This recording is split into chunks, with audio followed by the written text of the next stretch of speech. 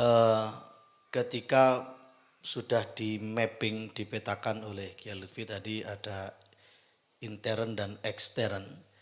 Menyikapi kelompok-kelompok menyimpang itu, kita menguatkan akidah umat Islam atau kita melawan mereka dengan keilmuan, dengan mujadalah. Di antara dua ini bersifat opsional, pilihan atau sebuah prioritas yang didahulukan yang mana. Artinya ketika kita menjaga, memberikan pemahaman kepada umat secara tidak langsung, nanti mereka juga akan punya tindakan preventif untuk memilah ini yang baik dan ini tidak baik. Kalau saya jurusnya tidak begitu saya. Sekarang kalau kita makan bakso ya, itu orang Jawa Timur, mungkin orang luar Jawa Timur beda ya. Kalau orang makan bakso itu kan selalu disuguhi tomat atau saus tomat sama kecap. Ya. Dan kita ini kepingin makan saus tomat sama kecap. Nah, kita punya mangkok bakso. Kalau tanya prioritasnya mana? Kita kasih tomat, kecapnya nggak dipakai, atau kecapnya dipakai, tomatnya enggak. Kalau saya dua-duanya dipakai. Wong dua-duanya kalau dimakan enak, kan gitu kan ya. Nggak ada salahnya kan.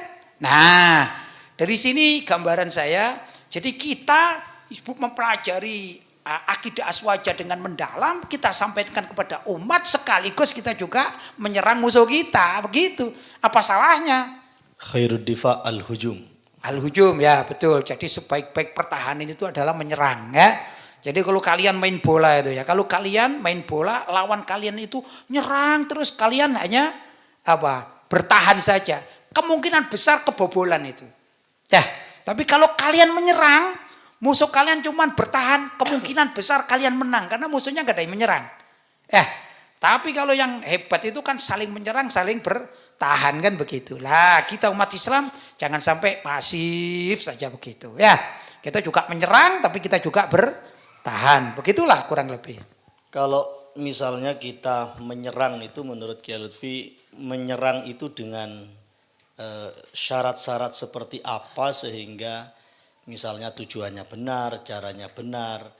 Karena misalkan dengan qayyid billatihi ahsan itu, jadi syarat-syarat yang menyerang yang efektif ini yang seperti apa?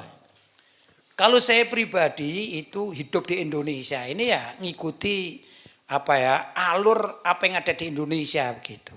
Karena saya juga termasuk pernah menjabat sebagai Ketua Komisi Hukum dan Fatwa Majelis Ulama Indonesia Kabupaten Malang. Jadi punya pengalaman banyak itu ya. Pertama saya perkuat diri saya dengan bacaan-bacaan terkait dengan akidah sehingga saya paham. Kemudian kita ini melihat fenomena di masyarakat, apa yang terjadi. Begitu ya. Nah ada suatu kasus yaitu pelecehan terhadap Islam. Khususnya ada, saya tidak nyebut nama, ada penggagas sholat dwi bahasa. Yaitu orang sholatnya itu begini. Allahu Akbar, Allah Maha Besar. Gitu ya. Terus Bismillahirrahmanirrahim, dengan nama Allah yang Maha Pengasih lagi Maha Penyayang. Nah, kalau kita mengatakan batal kan ada bahasa Indonesianya kan gitu. Tapi orang ini kekeh itu mengatakan kami yang paling betul gitu ya. Nah, bahkan sampai menantang-nantang ulama-ulama dan kiai-kiai, terjadilah keributan. Nah ini di Indonesia. Maka saya waktu itu mengambil jalan begini. Pertama dia punya tulisan, saya counter dengan tulisan. Dia punya tulisan itu salah. Orang ini tidak paham bahasa Arab, tapi ya kata bahasa orang Malang kemero lah gitu ya. Pura-pura tahu asal-asalan. Maka saya dengan apa yang saya pahami dari kitab-kitab, saya tulis sebagai konteran dari tulisan dia yang tidak berdasarkan syariat yang benar. Itu satu. Yang kedua, saya bekerja sama. Dengan apa? Dengan aparat. Begitu. Nah, apa bekerja samanya? Karena saya di Majelis Ulama Indonesia, saya bekerja sama dengan kantor kabupaten, juga dengan kepolisian, begitu. Sehingga terjadi suatu komunikasi yang baik, maka orang tersebut bisa kita amankan lah, begitu ya. Dan masyarakat yang marah saat itu karena pelakunya ini pernah mencaci maki ulama-ulama yang ada, karena ulama-ulama atau kiai-kiai yang ada itu dikatakan salah. Kenapa? Kok sholat gak paham bahasa Arab saja, begitu. Logika dia ini ya, dan mengatakan kiai yang tidak menerjemahkan sholatnya ini kiai bodoh. Itu umat Islam yang ikut-ikut sama kiai-kiai bodoh ini juga ya sama bodohnya. Akhirnya masyarakat marah.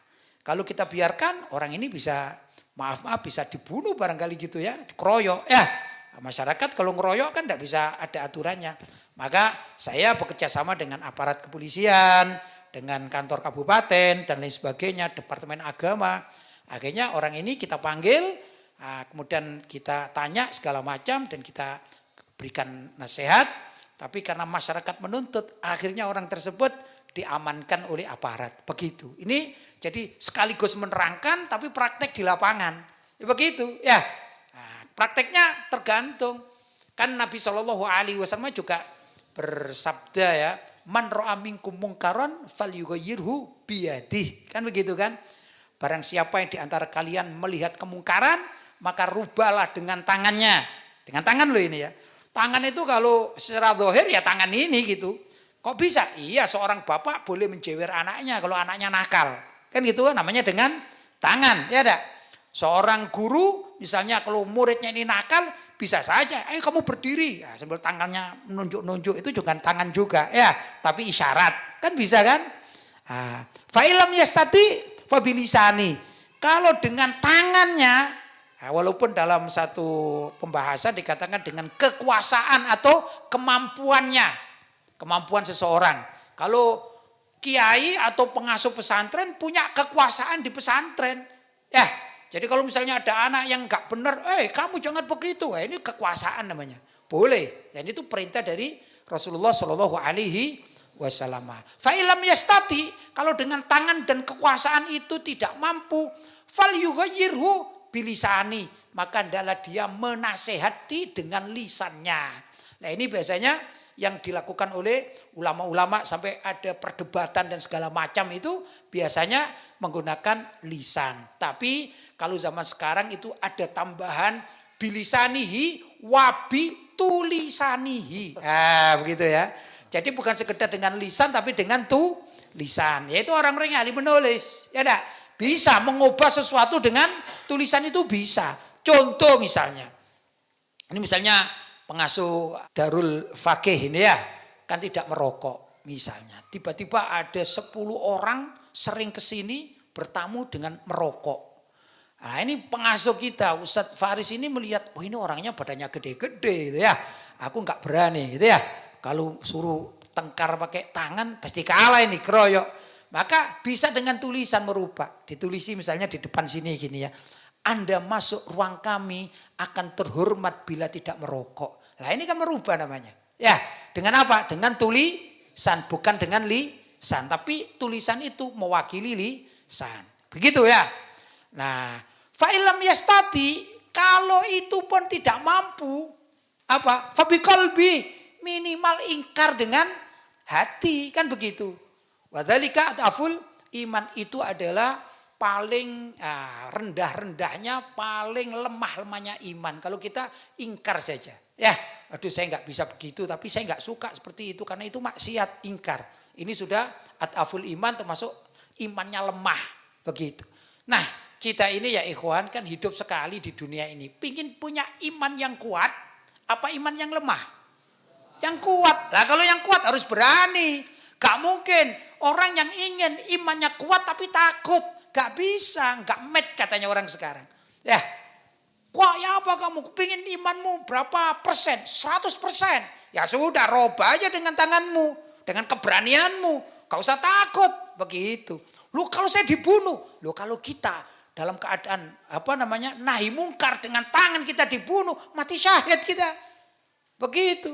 Orang sekarang kan aneh itu. Ditanya, kepingin mati syahid? Pingin. Pingin masuk surga? Pingin. Ya. Ayo kita nahi mungkar. Janganlah nanti-nanti saja. Loh, padahal orang masuk surga itu ya perlu mati juga ini. Kalau enggak mati kan enggak bisa masuk surga. Sudah aja mati dalam artian jihad fisabilillah. Tapi enggak mau mati. Terus gimana? Nah, maka sebenarnya kalau kita, orientasi kita ini untuk semangat hidup di akhirat, enggak perlu mikirin mati. Apapun itu jadi kita lakukan. Mudah-mudahan kita tidak mati dalam kondisi yang seperti itu dan besok-besok masih nanti sampai tua masih punya anak, punya cucu begitu ya. Karena di kalangan para sahabat pun demikian. Kalangan para sahabat Nabi itu banyak yang ingin mati syahid. Tapi kenyataannya nggak mati syahid mereka. Maksudnya bukan mati dalam peperangan. Contoh Sayyidina Abu Bakar As-Siddiq. Ya, itu bukan mati dalam peperangan, padahal beliau berkali-kali ikut perang. Nah, tapi takdir Allah lain kan begitu ya. Apa kata takdir Allah SWT. Intinya ya ikhwan, gak usah takut lah kita mengatakan kebenaran ya.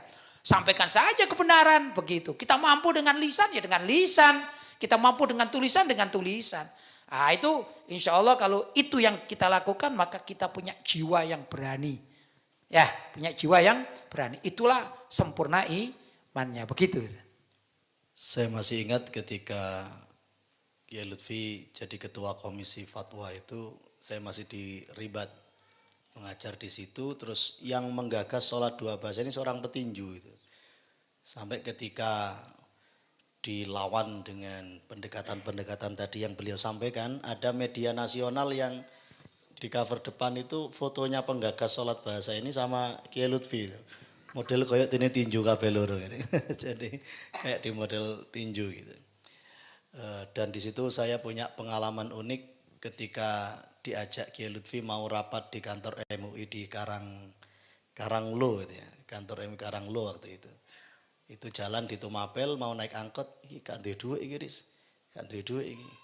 Mbak opo kok nang kono iki? Lah kok jalan terus di depan PIK kampus 2 ono wali santri nyalami-yami gitu. Nyalami-yami ono ampelope. Lah iki sangu nenggok gitu. Ini wamin karomatihi. Keramatnya Kiai Lutfi.